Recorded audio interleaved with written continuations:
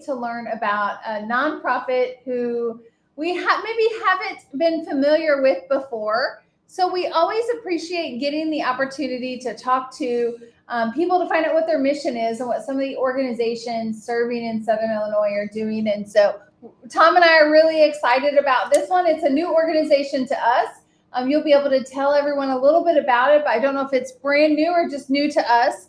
But Abby is joining us today. And I want to make sure I get this right. Children's Medical and Mental Health Resource Network. You got it. Perfect. So Abby, tell us a little bit about your organization and your mission. Absolutely. So I am Abby Cowser-Barnett. I'm with Children's Medical Mental Health Resource Network, and I'm the Medical Social Associate there. A lot of words to say that I am a medical social worker who assists a child abuse pediatrician, and we provide specialized medical exams for kiddos who've experienced physical abuse, sexual abuse, or neglect, and we serve the southern 45 counties of Illinois. Wow, we've heard serve Southern so much, but 45? We do. We have a very big service area, so we are so lucky to have Dr. Kathy Swafford. She's a board-certified child abuse pediatrician. And we're so fortunate to have her in this area because the next closest child abuse pediatrician in Illinois is actually in the Peoria area.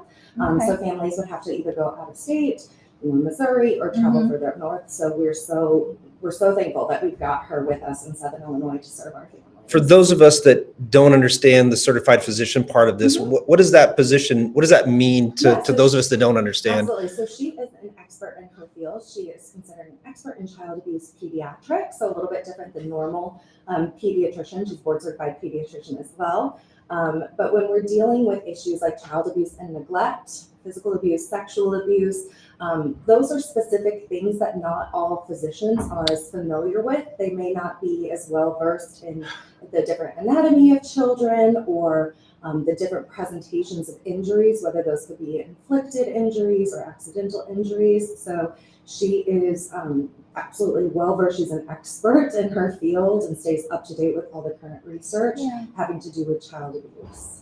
So who would utilize her services? So is this, if a child is going through like abuse and they need a physical, is this the person they go to, or is it they don't know if there's abuse and they go to her for this? Gotcha. So there's a couple different ways families come to us. So we're part of a multidisciplinary team.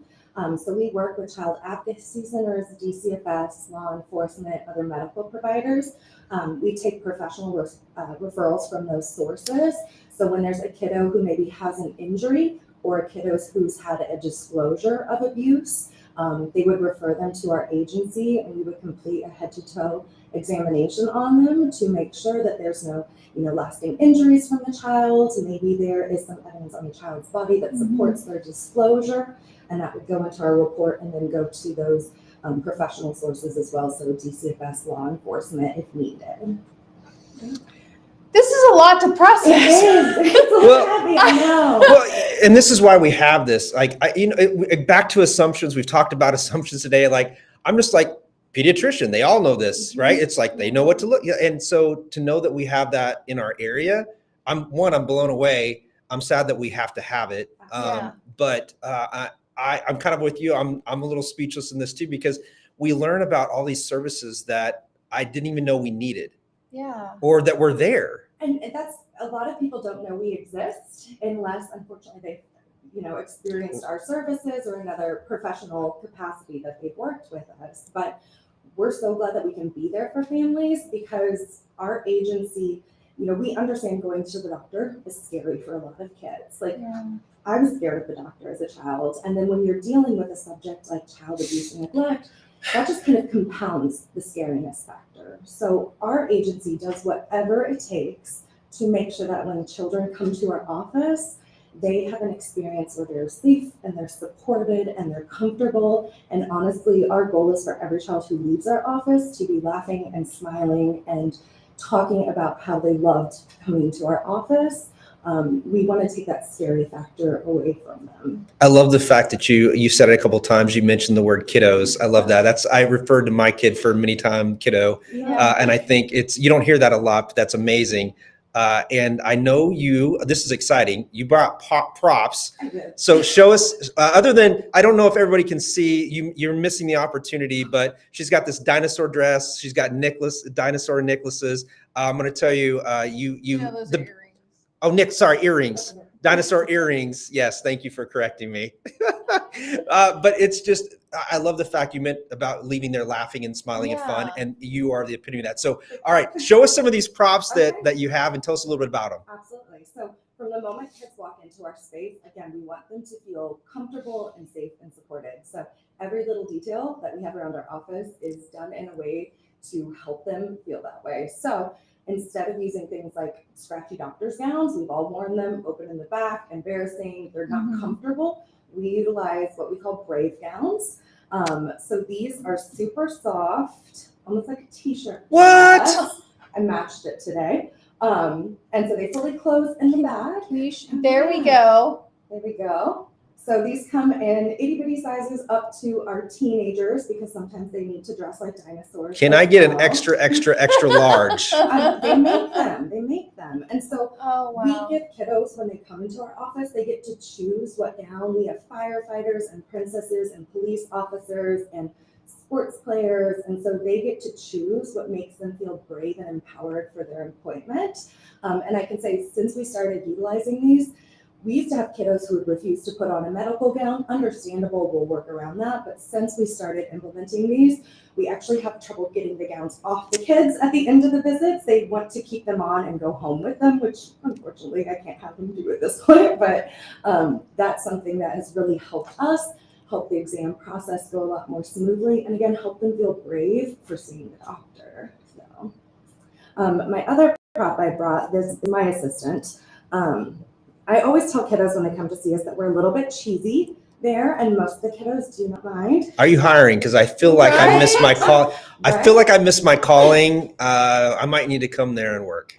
You know what? I'll let you know. Cheesy, yep. Cheesy is my number one middle name. Yeah. Same. So this is my assistant, Dr. McElmore. Oh. Well, hello, Dr. McElmore. And so for some of our kiddos, again, the doctor can be a little bit scary. So Dr. McElmore comes out. Sometimes Dr. McElmore will help check the kids, check them with the stethoscope first, or sometimes Dr. Swafford will check Dr. McElmore first and show the kiddos that there's nothing to be afraid of.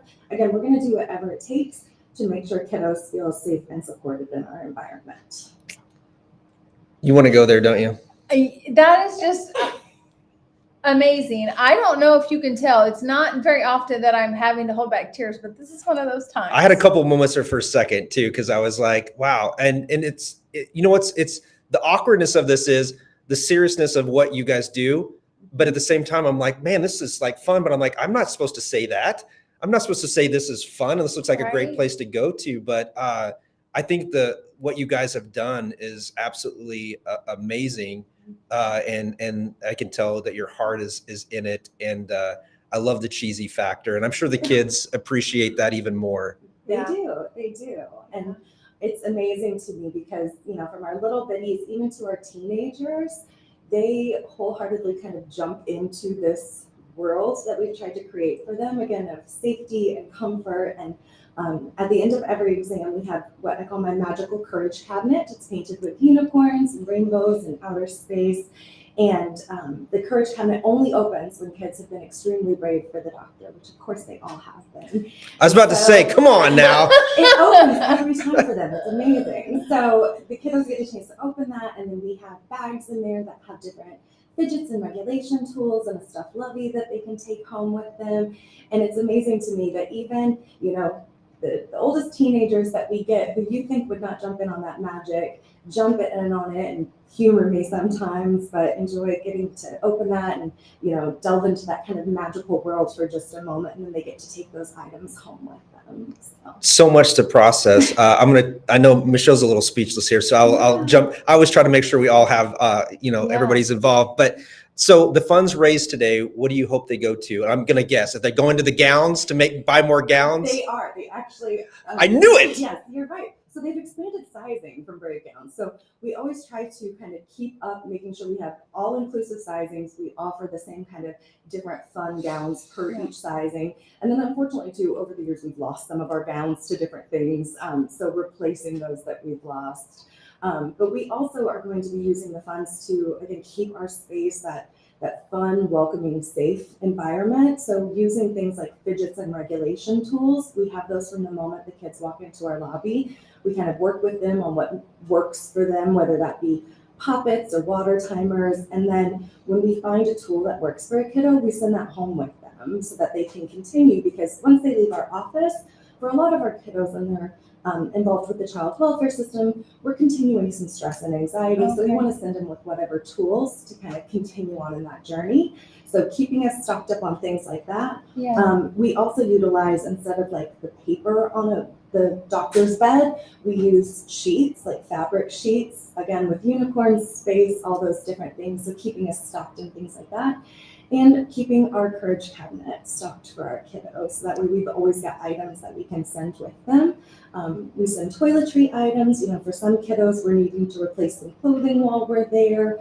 Hygiene products. We just want to make sure that they've got what they need. They're equipped with everything that we can give them, and then send them out our doors. So Abby, how much do the gowns run typically? So they're about $25 a piece, between Okay. 20 and 25, depending on the size. So if someone wants to donate $25 today, will help provide one of these amazing gowns. Yeah, absolutely. Are they still called gowns? Yep. Okay. Yep, they're still called gowns. They're just too cool. I didn't know if they had a cooler name. Great gowns. You guys, you can't see this, but she still has the little cat. Like she didn't take it off. So you could tell, right? I'm used to working with Right. Whack-A-Mole on hand, so you Yeah. never know when I'm going to need this puppy. So, but we also use different items. One of the things we ask kiddos at the end of exams, we give them a survey and ask if there's anything that made them feel safe. If there's anything more that we could do. So another one of our goals with the funds, we had a kiddo recently say that sometimes it can be a little quiet in our office, and so we're looking to bring it away to not only play music, but to allow them to choose what kind of music we play, to have some more control over that as well, because we want to listen to what they're telling us. And usually what makes one kid feel safe and empowered, that's going to spread on, that's going to help the next kiddo feel safe and empowered. So I'm gonna say something, Yes. and I hope you just say yes right now. Yes.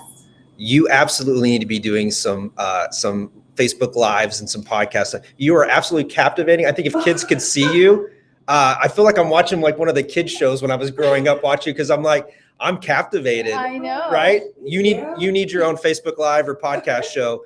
I think you have this great aura about you. I definitely think you've got your calling, and I'm so fortunate that we have you in this area. And I want to give Michelle, because I feel like she's just been a little overwhelmed. But is there anything you wanted to add before we close this up?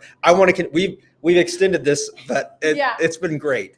First of all, Dr. Swafford is amazing, and this was one of those that I had no idea that this was there, but I can see how its utilization is so vital to these kids, and having that safe space when everything else goes wrong, right? So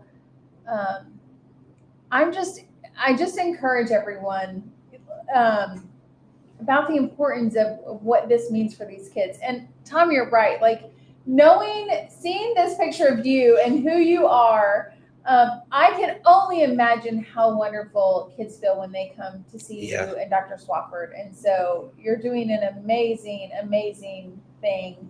I did have a question. How long have you been doing this? How long has Dr. Swafford been doing this? Is this a new nonprofit in our area? Have you been serving the area? Yeah, we've been around for quite a while. So we actually started in 2002. Dr. Swafford's been with us, I want to say 2009, I think is when she began, before my time. So I've been with the agency, just celebrating my 3rd year there. So we've been around for a while. Again, a lot of people don't know about us until you have to know about us. We're kind of one of those agencies. But we're so happy to be here today. I want to thank you guys for allowing us to be here and kind of share what we do. I've always said we're kind of one of the best kept secrets in Southern Illinois, because the expertise of Dr. Swafford is just unparalleled, and I'm so fortunate to be able to work with her and see what she is able to provide for kiddos and families, because it's more than just her diagnosing or looking at the physical injuries. It's giving kids a path to healing. because when something happens to your body, it can be really scary. And you don't have a lot of people who you can ask questions to or talk about. We're not trained as parents to be able to have those kind of conversations. So when kiddos come into our office, we're able to lay that space for them that they can ask any questions that they want. They can talk about if there's any questions about what's happened to them in this safe and supportive environment, and get those answers that, physically they're healing, physically they're going to be okay. That can be such an important first step for them then to continue on and heal mentally as well. That's fantastic. So after this amazing interview, they've all been great, but this one I'm probably going to remember for quite a while. Those of you that want to donate, and if you want to focus on one thing, there's a lot, but I'm blown away by the really cool. Can you hold that up again? The gowns. This is what the kiddos get to put on in different styles, and so those cost roughly $25 each. And so if you can help by donating $25, anything you can, this would be amazing to help them create this environment of empowerment, this safety, this making it a situation that is probably very hard to process, hard to talk about, and make it into something that can heal.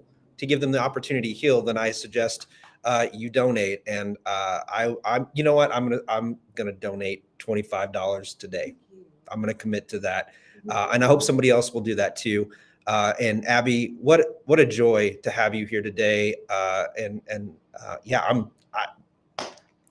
So in the description, I'm lost for words too. In the description, go down 3 steps and donate to the Children's Medical and Mental Health Resource Network. And I'm sure, Abby, how can people get a hold of you guys if they need you? Yeah, so probably the best way. So we have our phone number, which I guess I can give. So 618-833-6488 is probably the best way to reach us. We don't have Facebook. We don't have a lot of social media presence. Oh, well, there goes the Facebook Live and the podcast. But that's probably the best way to reach us if anyone needs us. Well, where are you located at? So we're down in Anna. Still in, okay. Yeah, we're in Anna. Okay. That's amazing. Thank you for coming today. And I really hope you guys do well today. Thank you so much. I really appreciate you guys so much. Thank you. Thank you.